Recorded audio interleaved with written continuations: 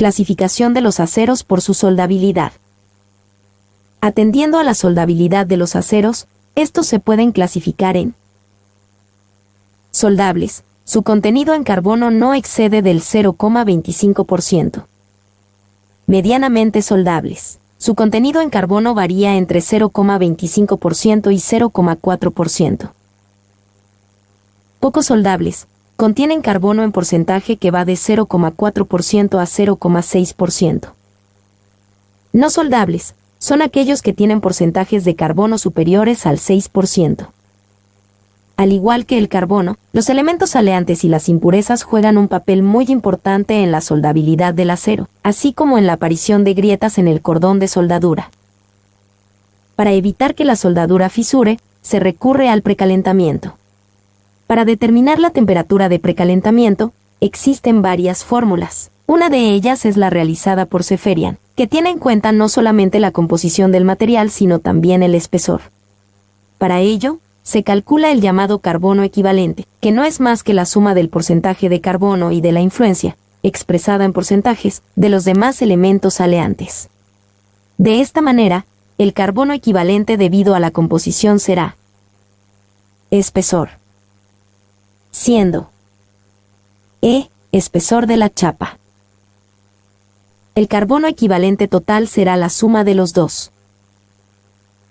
El cálculo de la temperatura de calentamiento se realiza mediante la siguiente fórmula.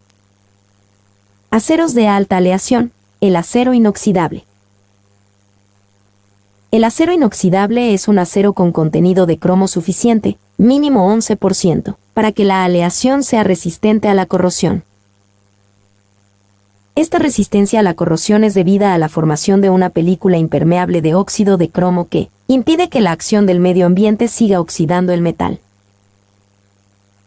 Los elementos de aleación más comunes en el acero inoxidable, además del carbono y el cromo, por supuesto, son el níquel, el manganeso, el silicio, el molibdeno, el titanio y el niobio. Algunas de las influencias que estos elementos confieren al acero son las siguientes. Níquel es antimagnético, no se endurece y es maleable.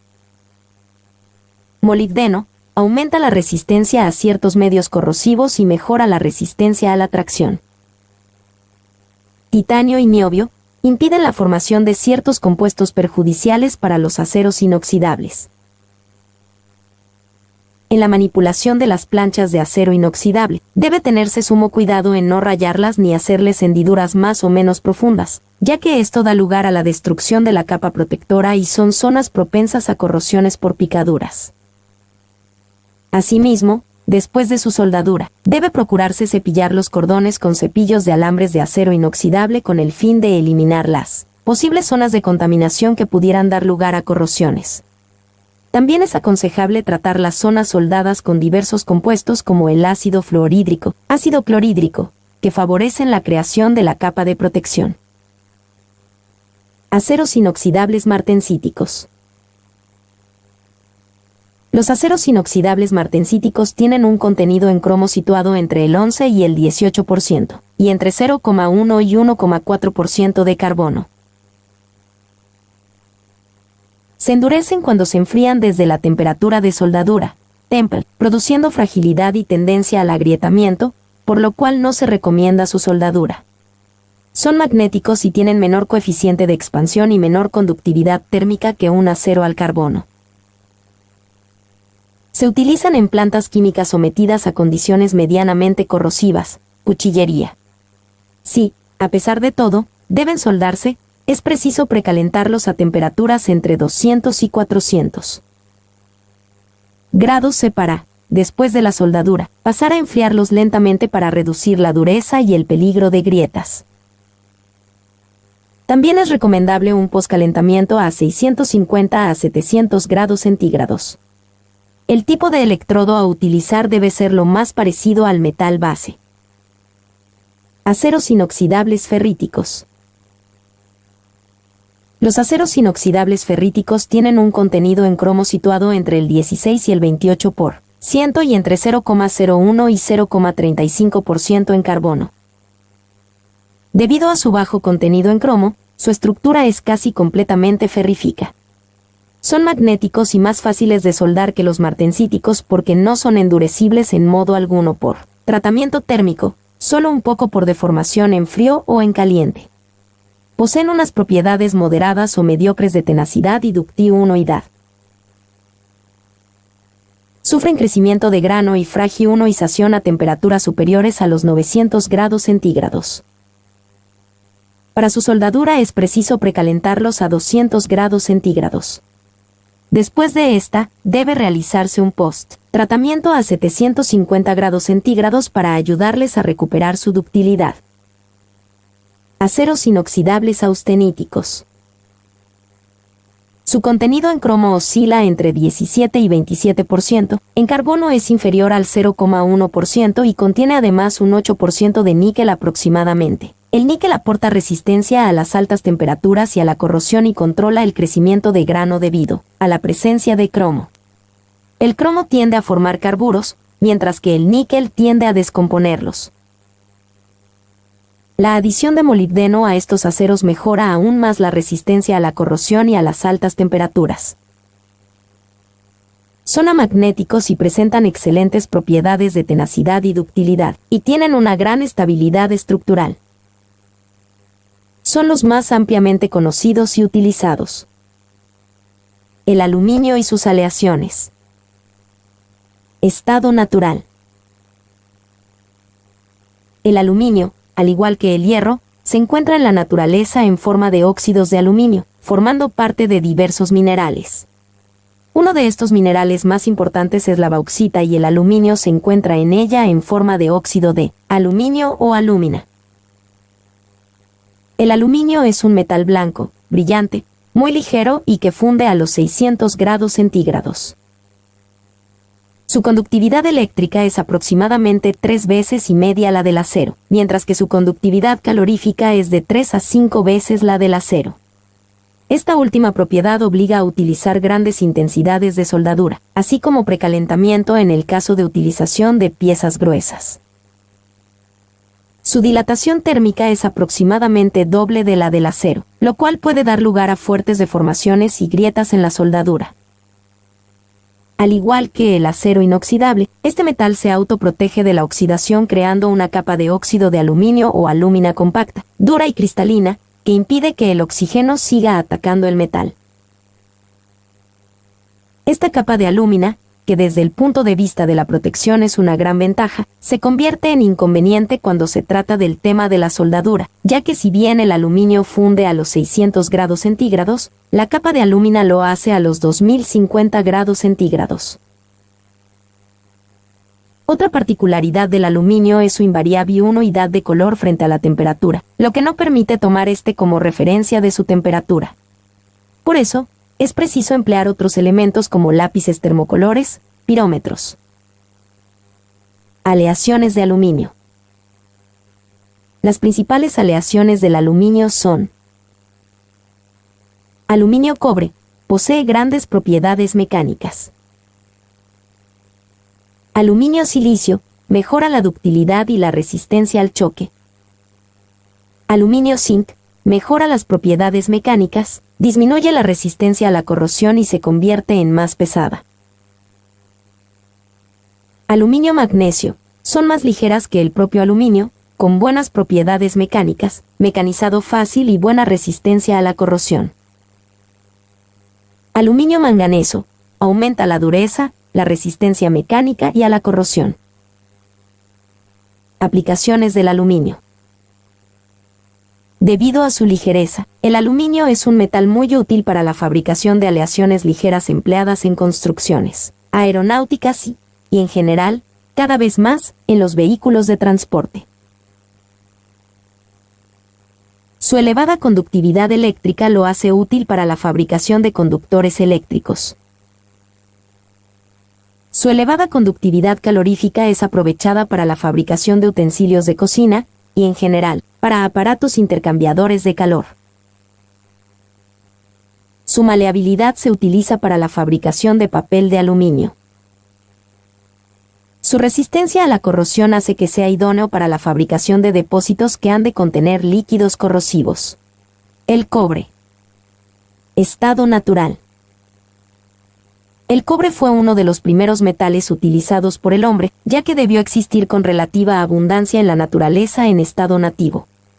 Sin embargo, actualmente, la casi totalidad de la producción de cobre se obtiene de minerales, en forma de sulfures, óxidos y carbonates. El cobre es un metal de color rojo más o menos oscuro que funde a los 1083 grados centígrados. Después de la plata, es el mejor conductor del calor y la electricidad. Su alta conductividad calorífica es precisamente la que hace difícil su soldadura, ya que resulta muy difícil concentrar el calor en un punto determinado. Es muy dúctil y maleable, pero aumenta mucho su resistencia y dureza al deformarlo en frío. Los agentes atmosféricos forman en su superficie una delgada película de color verde grisácea que reduce la posterior oxidación. Aplicaciones del cobre. Por su conductividad eléctrica, es muy útil para la fabricación de conductores. Por su conductividad calorífica, es idóneo para la fabricación de serpentines de refrigeración. Por su resistencia a la corrosión, se emplea en la fabricación de tuberías para la industria química. Por su ductilidad y color, se emplea para trabajos artísticos. Aleaciones del cobre. Las aleaciones del cobre que cabe destacar son: latones, contienen un 50% de zinc como máximo. Esta adición de zinc aumenta simultáneamente la resistencia mecánica y la ductilidad de la aleación, cosa extraña en metalurgia ya que lo habitual es que cuando aumenta la resistencia mecánica disminuya la ductilidad y viceversa. El zinc es un metal de bajo punto de ebullición, por lo que para evitar pérdidas de zinc en los latones durante la soldadura, esta debe ser oxiacetilénica. Presentan las propiedades esenciales del cobre, pero con un precio de costo más bajo y una mayor facilidad de trabajo. Los latones tienen muchas aplicaciones, por su aspecto, en imitaciones de oro para joyería, por su ductilidad, para la fabricación de piezas por embutición, por su resistencia a la corrosión, en fabricación de maquinaria marina, por su menor precio que los bronces, sustituyen a estos en muchas fabricaciones. Latones especiales, además de zinc, contienen otros elementos tales como plomo, manganeso, estaño. Bronces, son aleaciones de cobre y estaño. Últimamente, se vienen llamando bronces a las aleaciones de cobre con cualquier otro metal, a excepción del zinc. El estaño en los bronces tiene una influencia parecida al zinc en los latones, aunque más enérgica. Los bronces dan productos moldeados más sanos que los latones, y se trabajan más fácilmente. El color depende también del porcentaje de estaño, y varía del rojo pálido hasta el blanco. Su resistencia al agua de mar es menor que la de ciertos latones. Las aplicaciones más típicas de los bronces son: por sus buenas calidades para el rozamiento, se utilizan para la fabricación de cojinetes, por su excelente resistencia a la corrosión, para la fabricación de hélices, por su bello y permanente aspecto, para la fabricación de monedas, medallas y adornos en general. Los bronces más importantes son los fosforosos, los al aluminio, los al plomo y el cuproníquel. Soldabilidad. Un acero se considera soldable en un grado prefijado, por un procedimiento determinado y para una aplicación específica, cuando mediante una técnica adecuada se pueda conseguir la continuidad metálica de la unión, de tal manera que ésta cumpla con las exigencias prescritas con respecto a sus propiedades locales y a su influencia en la construcción de que forma parte integrante. Energía de aportación. Se denomina energía de aportación o heat input al calor puesto en juego en el proceso de soldeo. Esta energía, también llamada energía bruta aportada EBA, se expresa en función de los parámetros del arco en julios por unidad de longitud de soldadura. En donde U, tensión del arco en voltios. I, intensidad de la corriente en amperios. T, tiempo de fusión del electrodo durante el cual se aporta calor a la pieza, en segundos. V, velocidad de avance de la soldadura en cm/min. Como puede observarse, la EBA es independiente del diámetro del electrodo. En realidad, Esta influencia va implícita en la intensidad de la corriente y el tiempo necesario para su fusión. Balance térmico de los procesos de soldeo. El calor puesto en juego en el proceso de soldeo se transmite a la pieza por los procesos iónicos o electrónicos que tienen lugar en la zona de contacto de la columna del arco con la pieza, por el choque del chorro caliente de plasma, por la recombinación de todos los gases disociados en la columna del arco. El calor se pierde en el arco, por conducción en flujo de retroceso a través del propio electrodo, con mayor razón si no es consumible y está refrigerado, por radiación, por convección, a través de los gases que se separan de la columna del arco. El calor se pierde en el baño de fusión, por la formación de cualquier tipo de escoria originada por fundentes presentes en el arco, por convección, por conducción, a través de la pieza. Así, pues, puede verse que no toda la energía generada en el arco llega a la pieza, puesto que parte de ella se disipa en pérdidas que son función en su mayor parte de la naturaleza del proceso de soldadura y en bastante menor medida de la posición del soldeo. Se denomina energía neta aportada ENA a la energía real que recibe la pieza durante la operación de soldadura. Por tanto, ENA igual a P1 EVA, siendo P1 el rendimiento del proceso de soldeo. Se consideran normales los siguientes rendimientos. Arco sumergido, 0,91. Electrodo recubierto, 0,75-0,80. MIG, 0,70. MAG, 0,85. TIG, 0,65. Se entiende fácilmente la diferencia de rendimientos. El mayor de ellos corresponde en buena lógica a la soldadura por arco sumergido, debido a la protección térmica que produce sobre el baño de fusión la manta de escoria y el flux no consumido. En cuanto a procesos de soldeo MIG/MAG, el gas de protección produce un efecto refrigerante sobre el baño de fusión, que resulta mayor en el inerte porque, como su nombre indica, al no descomponerse en el arco no aporta calor a la pieza. La influencia de la posición de soldeo es muchísimo menor y aunque globalmente resulta insignificante, es fácil deducir que en cuanto a pérdidas de calor por convección se pueden clasificar por este orden: bajo techo, vertical descendente, vertical ascendente, horizontal y sobremesa. En la siguiente figura se muestra la sección de un cordón de soldadura. El área del cordón de soldadura es A igual a A más AM. La cantidad teórica de calor necesaria Q para fundir un material es igual a la suma de los calores parciales requeridos para elevar la temperatura desde la inicial a la temperatura de fusión, Q1, y el necesario para transformarlo de sólido a líquido a esa temperatura, Q2. Este último se denomina calor latente de fusión. El calor teórico viene dado por la expresión, en donde TF es la temperatura de fusión del material en grados centígrados. El rendimiento térmico P2, que caracteriza el depósito de un cordón de soldadura, se determina por la relación entre la sección del metal y la ENA.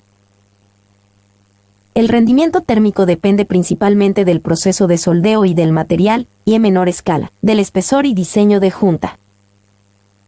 La soldadura por arco sumergido es, dentro de los procesos de soldadura al arco, el de mejor rendimiento térmico. De la anterior ecuación se obtiene, o sea, que la sección transversal de un cordón es directamente proporcional a la EVA con que ha sido depositado.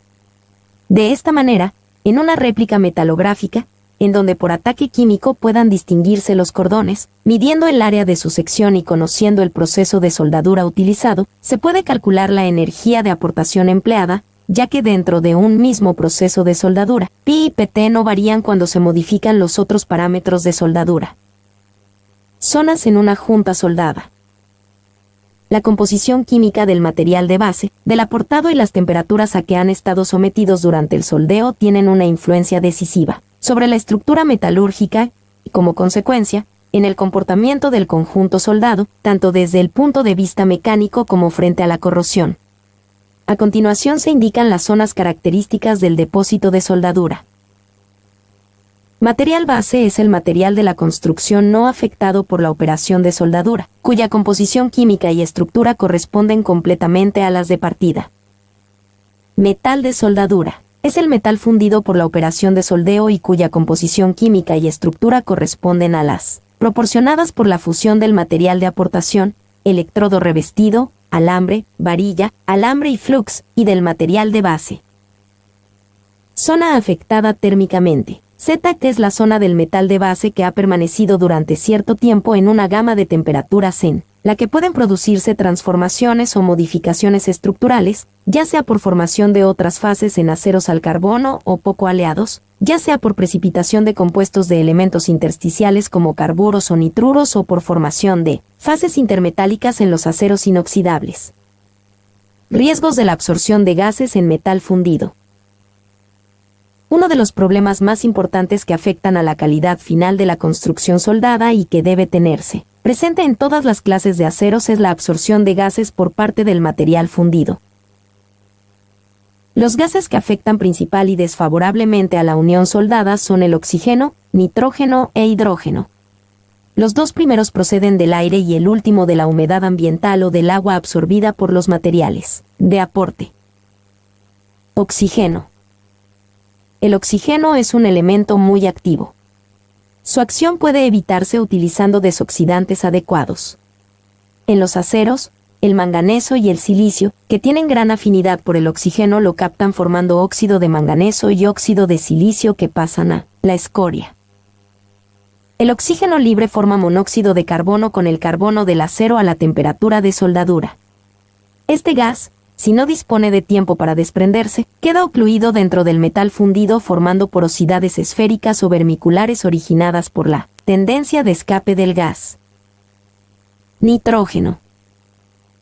El acero fundido puede disolver grandes cantidades de nitrógeno. A temperatura ambiente, la solubilidad es menor. El exceso de nitrógeno precipita en forma de nitruros o permanece como nitrógeno libre. Los nitruros aumentan la carga de rotura, el límite elástico y la dureza, pero disminuyen la ductilidad, lo que provoca fisuraciones en el cordón o en la zona térmicamente afectada. El nitrógeno libre provoca porosidad. Hidrógeno. El acero fundido, además, también puede disolver grandes cantidades de hidrógeno. El paso de austerita cargada de hidrógeno a ferrita provoca fisuras bajo cordón.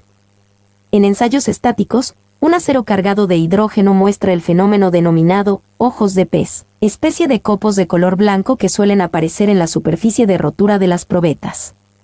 Se deben, según la teoría general, a la concentración de hidrógeno en vacantes del material producida por las grandes presiones motivadas por el efecto de estricción en la prueba de tracción. Defectos de soldadura. Fisuras. La fisuración en frío o retardada ocurre desde temperatura ambiente hasta 250 grados centígrados y puede tardar meses en producirse. Ocurre en el metal depositado y en la zona de transición, as yet affected zone, debido a embridamiento y alta severidad térmica. Área de soldadura de sección insuficiente. Entallas. Hidrógeno en el metal depositado, MIG y TIG no presentan. Presencia de impurezas, principalmente fósforo. Altas velocidades de soldeo a bajas intensidades. La fisuración en caliente o de solidificación está causada por impurezas de bajo punto de fusión en el baño de fusión que permanecen líquidas cuando el metal restante se está solidificando y, por lo tanto, contrayendo. Depende de alta densidad de corriente. Distribución de calor y tensiones. Embridamiento y severidad térmica. Dilución. Impurezas, azufre, níquel, carbono. Recalentamiento. Alta velocidad soldeo y arco largo. Rotura frágil. Por debajo de cierta temperatura llamada de transición, el comportamiento dúctil elástico de los metales se convierte en plástico frágil. Para que se dé rotura frágil, deben coincidir tres factores. Temperaturas bajas. Entallas. Tensiones residuales. Precipitación de carburos. En el caso de aceros inoxidables, para que se produzca la precipitación de carburos de cromo es necesario que haya un mantenimiento prolongado a temperaturas entre 600 y 850 C. En ese caso, ocurre una decromización y el material se hace sensible a la corrosión electrolítica. Las zonas empobrecidas en cromo actúan de cátodos y el cromo de ánodo. Se acostumbra a producir no en el cordón de soldadura, sino en la zona de transición, que es la que está mayor tiempo a temperaturas de 600 a 850 grados centígrados. Algunos de los remedios para evitarlo pueden ser: material base con carbono inferior a 0,03%. Adición de titanio. Atención. Cantidades superiores al 0,06% pueden producir corrosión en hoja de cuchillo. Adición de niobio, en contrapartida, aumenta el riesgo de fisuración en caliente. Adición de molibdeno. Tratamiento térmico de solubionización de carburos. Calentar a 1000 a 1100 grados centígrados y enfriar rápidamente. Size Sigma. Los aceros inoxidables austeníticos con elevada cantidad de ferrita en el intervalo de temperaturas de 450 a 900 grados centígrados pueden perder ductilidad y resiliencia debido a la transformación de la ferrita en la fase sigma frágil, compuesto intermetálico hierro-cromo. La ferrita proporciona resistencia a la fisuración en caliente, pero no debe exceder de ciertos límites.